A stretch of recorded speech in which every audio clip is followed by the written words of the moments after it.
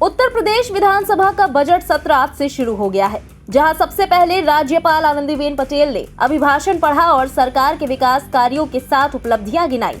हालांकि इस दौरान विपक्ष जमकर हंगामा करता रहा। इसी बीच सपा के राष्ट्रीय अध्यक्ष अखिलेश यादव ने मीडिया से मुखातिब होते हुए सूबे के मुखिया योगी आदित्यनाथ पर जमकर निशाना साधा। अखिलेश यादव ने किसानों के मुद्दों पर प्रदेश सरकार को घेरते हुए कहा कि बीजेपी ने कहा था कि किसानों की आय दोगुनी होगी। 2023 शुरू हो चुका है, लेकिन क्या बीजेपी बताएगी कि किसानों की आय दोगुनी हुई? जो सरकार विधायकों की निधि नहीं बढ़ाती हो, उनसे क्या उम्मीद करोगे? उन्होंने कहा कि दोनों सरकारों ने मिलकर हमारे गाँव और गरीबों को लूटा है। सरकार ने एक भी मंडी नहीं बनाई है और बेरोजगारी चरम पर है। 2022 तक उन्होंने कहा कि आय दोगुनी किसानों की हो जाएगी।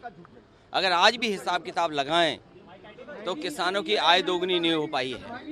जिस सरकार ने लगातार किसानों की अनदेखी की हो, किसानों को लूटा हो, बर्बाद कर दिया हो, खेती पर ध्यान न दिया हो, सिंचाई से लेकर के खाद, कीटनाशक दवाइयाँ और खरीद कर लिए एक मंडी नहीं बनाई।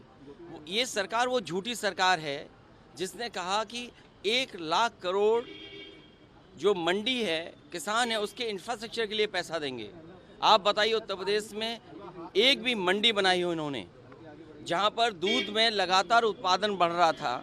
सरकार की संस्थाओं से लेकर के प्राइवेट कंपनियां या संस्थाएं आ रही थी, वहीं संस्थाओं को ये बर्बाद कर रहे हैं।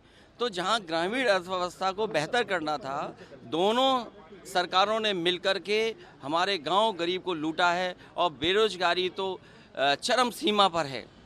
वही सपा मुखिया यही नहीं रुके, उन्होंने प्रदेश की कानून व्यवस्था को लेकर भी सरकार पर जमकर निशाना साधा। अखिलेश ने कहा कि बीजेपी के राज में प्रदेश की कानून व्यवस्था ध्वस्त है। कानपुर देहात में मां बेटी की मौत का जिक्र करते हुए अखिलेश ने कहा कि 2 लोगों की मौत हो गई। किसके कारण? शासन और प्रशासन के कारण। वही उन्होंने कहा कि आज ये लोग बुलडोजर लेकर घूम रहे हैं और उम्मीद करते हैं कि इन्वेस्टमेंट आएगा। कानून व्यवस्था तो ध्वस्त है, कहाँ कोई घटना हो जाए। अभी हाल ही में क्या घटना नहीं देखी सबने? एक माँ बेटी जल करके खत्म हो गई, और किसके कारण? प्रशासन, शासन और बुलडोजर के कारण। जो माँ बेटी की जान गई है उसका कारण है सरकार, प्रशासन और बुलडोजर। क्या आज के समय पर बुलडोजर चलाएंगे आप बुलडोजर लेकर के घूम रहे हो और उम्मीद करते हो कि इन्वेस्टमेंट आएगा। आप बताइए, सपने कितने बड़े दिखा रहे हो, कितने बड़े सपने जो अपने गमले नहीं बचा पा रहे, पेड़ पौधे सूख गए हों, उनसे क्या उम्मीद करोगे इन्वेस्टमेंट आएगा? सड़क पर देखिए सब सूख गया, सब खत्म हो गया, जैसा था वैसा ही दिख रहा है। उधर अखिलेश ने जाति आधारित जनगणना पर कहा कि सपा की ये मांग कोई नई नहीं है। इससे पहले भी कई पार्टियों ने इसकी मांग रखी है। सबका साथ सबका विकास तभी संभव है जब जाति आधारित जनगणना कराई जाएगी।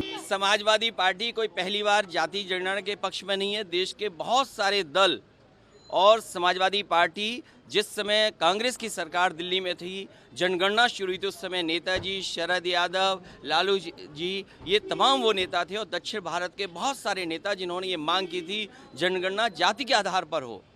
हम आज फिर मांग करते हैं और सरकार से भी कहते हैं, डबल इंजन की सरकार है, हर एक को वादा याद दिलाते हैं कि सबका साथ सबका विकास, सबका साथ सबका विकास तभी संभव है जब जाति जनगणना हो सकती है। देखिए,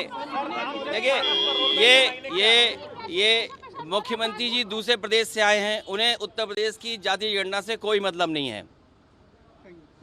मुख्यमंत्री दूसरे प्रदेश के हैं। उत्तर प्रदेश की जनता और देश की जनता जाति जनगणना चाहती है।